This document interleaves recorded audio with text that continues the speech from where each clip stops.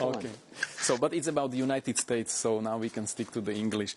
So, good evening or good afternoon, dear colleagues. Thank you for waiting and joining this press conference after the video conference of the foreign ministers of the European Union, chaired by the High Representative JOSEP Borrell, who will tell you now more about the content of the discussions, and then we'll take also a few questions. High Representative, please, you can go ahead. Where is the camera?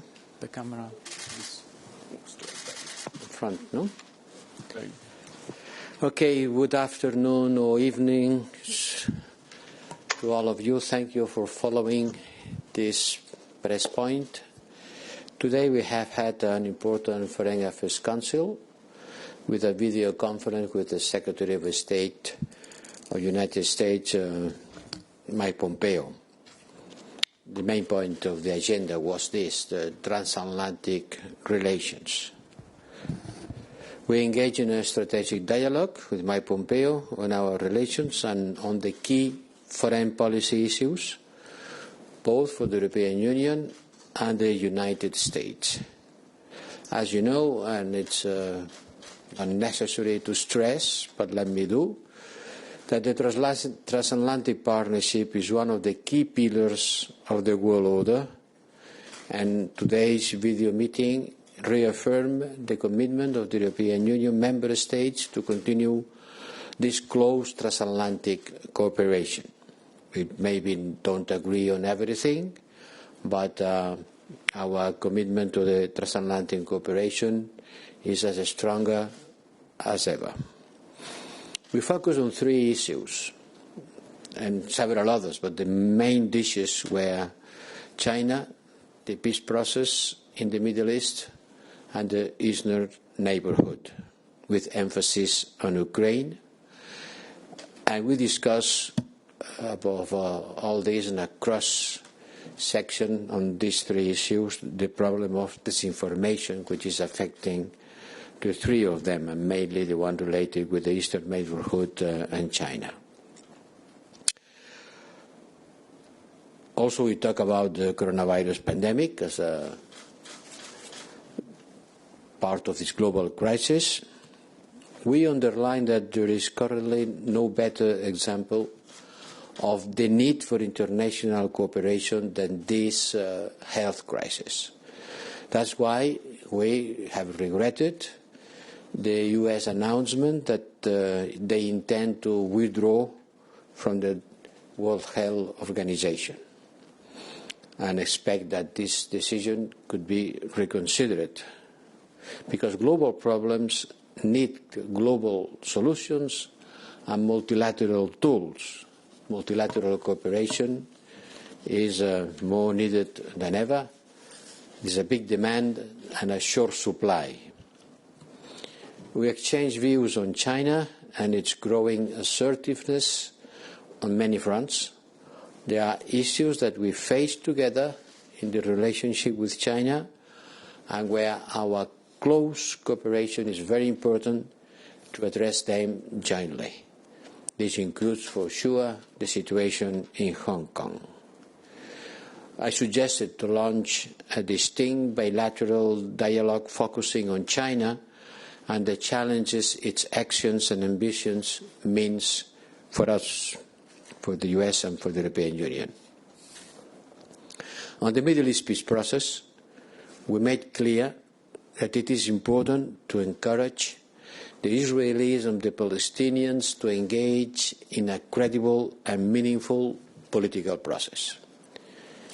We recognize that the U.S. plan created a certain momentum about a political process that was stopped for too long, and this momentum can be used to start a joint international efforts on the basis of existing internationally agreed parameters. And we, from the European Union, we stand ready to help and to facilitate such process. We were also clear about the consequences of a possible annexation for the prospects of a two-state solution, but also for regional stability. On that, I think that many member states were very much clear about it. On the Eastern neighborhood, which was the third pillar of our conference today, we confirm the strong European Union-United States partnership. It will remain crucial, particularly on Ukraine. Of course, we still need Russia to do its part in the full implementation of the Minsk agreement, and our position remains clear and unchanged. Some member states raised also the situation in the Eastern Mediterranean, where we are increasingly concerned about the recent escalations from Turkey. We agreed on the need for de-escalation and to return to a true partnership. There have been some incidents in the last days. You are aware of that around Irini operation. Tomorrow we'll talk about it on the Council with the Defense Ministers. And I also recall that we are organizing the Brussels Syria conference. It will be the fourth time we do that, on the 13th of June, and ask for the US participation. Finally, disinformation. This is a shared challenge. External disinformation actors are targeting both us, and we agreed to look in ways to reinforce our partnership in responding to this growing problem. Truth has to prevail. Democracy is a system that works on the basis of information, free and fair information, and if the citizens don't have access to free information, or if the citizens are poisoned with fake news, then their participation on the democratic processes can be jeopardized. Well, this is a brief outline of what we have been discussing during this 3 hours meeting. Now I am at your disposal to take some questions. Thank you very much. So we go to questions. First hand raised was from Athanasios. Athanasios, your mic will be unmuted in a second. It's unmuted. You can go ahead with your question. Thanks very much, Peter. Athanasios, Star Channel, Greece. High Representative, you mentioned the issue of concerns for Turkey's actions in the Eastern Mediterranean. In your discussion with the Secretary of State, Pompeo, did he agree to send a transatlantic message to Turkey for de-escalation? And practically, how is that going to happen? How the U.S. is going to be involved in this whole situation? And furthermore, what other steps are you planning to take on the whole issue of the behavior of Turkey in the Eastern Mediterranean, either that is the exclusive economic zone or Cyprus or the sea near Crete? Are you planning to discuss it again? Are you planning to start negotiations with Turkey in some kind of format? Thanks. Yes, the issue has been, it was not one of the 3 blocks around our discussion, no? As I été mentionné, it has been mentioned for me and for some member states. The Secretary of State has been considering the situation in the Mediterranean, but mainly related to the situation in Libya. In any case, the situation on the Eastern Mediterranean is becoming worse. Greece and Cyprus has been rightly complaining about the fact that there are drillings very near of their coastlines. And on the next Foreign Affairs Council, we will put the issue of our relations with Turkey, taking into account all aspects of this complex relation. Okay, thank you. Next question from Nureddin Fridhi. Nureddin, your mic is going to be open soon. Just a second. It's open. You can go ahead. Okay. Good afternoon, High Representative. Can you hear me? Yep. Okay. Très bien. Sir. In Tarhuna, in Libya, there are crimes which are amounting to crime against humanity. Turkey is planning to have at least a couple of military bases, an air base in Al-Qudsiya, a navy base in Saba. This is what the Turkish and the Libyan are discussing. So my question, do you expect that the discussion you had with Secretary Pompeo, that the conflict is intensifying? And do you have the United States a convergence on the way out of this crisis? Just a very short remark that I asked you last time and didn't get my answer. Did you have contacts with Mr. Sarraj or his diplomats the days before? Thank you, sir. I have a lot of contact with everybody all the time. But today was a meeting with the Secretary of State of the United States, and we have been discussing about these three main blocks. We haven't gone in detail on the situation in Libya. I will be very happy to inform you of the things that are happening today, the Foreign Affairs Council, but we haven't gone on details of the situation in Libya. Okay, thank you. Like mentionné, it has been mentioned, but I cannot answer your question because it has nothing to do with the Council today. Thank you. Next question, which for sure will have something to do with the topics of the Council, might be China, because the next one is Stuart Lau from South China Morning Post. Stuart, your mic is being opened now. You can speak. Thank you very much. Good afternoon, High Representative.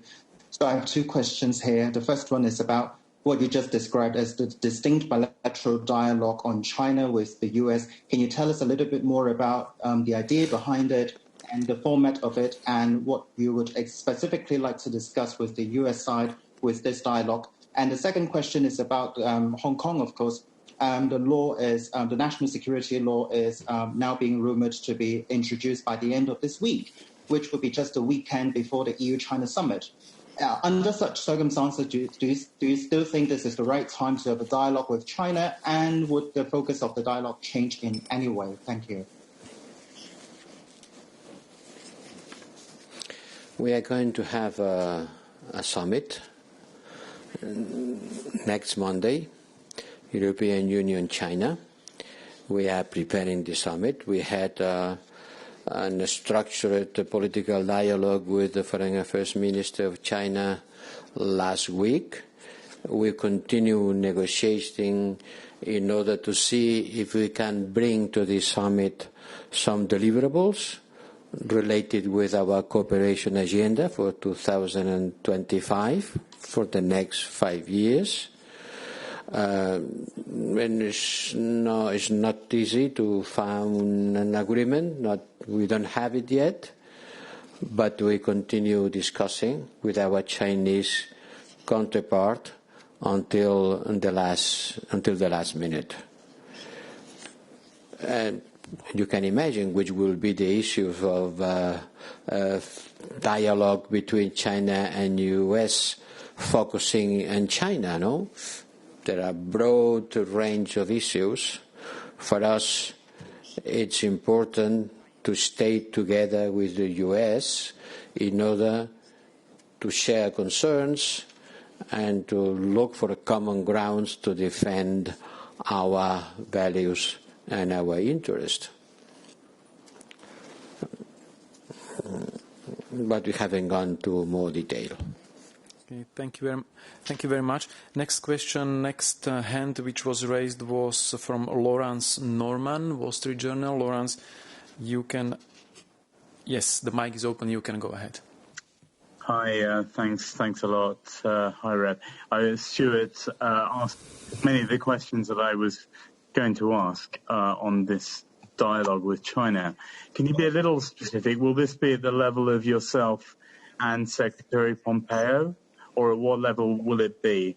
And on annexation, High Rep, did Secretary Pompeo give any indication that the United States is or will rein in Israeli plans to annex some Palestinian territory? Thank you.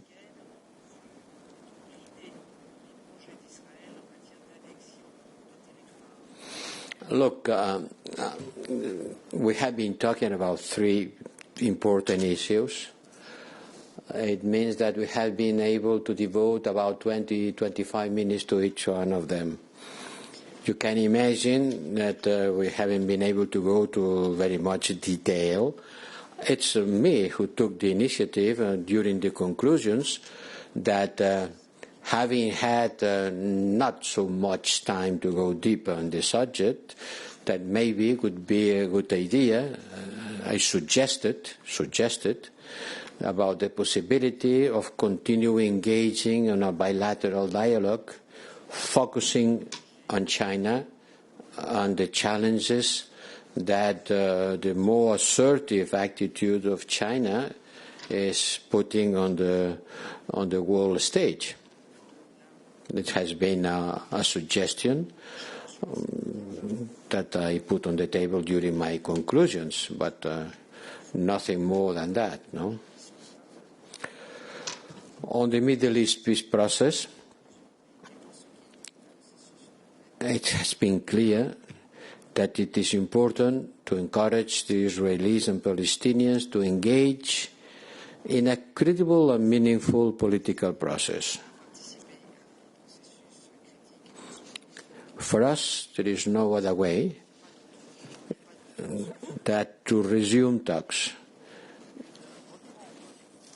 We recognize the merit of the U.S. plan because it has created a certain momentum where there was nothing. And I think this momentum can be used to start an international process. But this process, from the European side, has to be on the basis of existing internationally agreed parameters.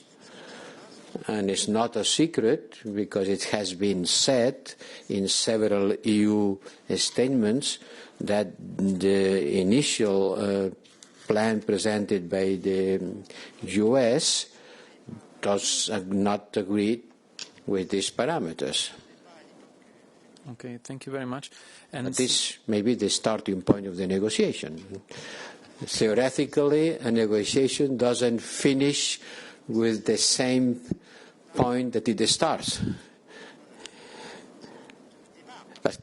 Because if not, it would not be a negotiation, but an ultimatum. Okay, thank you very much. And since the time is pressing and next points of agenda of High Rep are approaching very fast, last question. Thomas Gutschker, Frankfurter Allgemeine Zeitung. Thomas, the mic is open. Thank you, Peter. High Rep, my question refers to what you just said. Ahead of the meeting, the German foreign minister said that he wanted to propose to Foreign Minister Pompeo to discuss all issues between Palestinians and Israelis in a new multilateral format. My question is, has Pompeo agreed to that proposal? No, Mr. Pompeo has not accepted nor refused anything. It was not a matter of accepting or refusing. It was a conversation. He was taking note. He was answering in general. But we haven't been into a negotiation among us and Mr. Pompeo. It was an exchange of views. I am sure he has been taking good notice of everything that different member states have been explaining to him, among them Germany, who has been very much concrete and insisting a lot about the need of preventing annexation because it would be not without consequences, and presenting proposals. Mr. Pompeo has been taking note of this point of view and several different points of view. When you listen to Luxembourg and you listen to Hungary, there are different points of views. and he noticed that there were different points of views among member states. Okay. But for sure, he has not said, I agree with that, I disagree with that, I accept this proposal, I refuse this proposal. This was not the mood of the meeting. Thank you very much. The meeting is concluded, so is the press conference of today. There will be more opportunity to ask questions tomorrow after the FAC of the after the meeting tomorrow. There are a lot of issues on the Defense Council. Exactly. So I'm sure you will be very much interested on some things related with the Irini operation, for example. Absolutely. So you are all welcome to join tomorrow. For today, thank you very much. Thank you to our interpreters as well, and have a nice evening. Bye. Merci.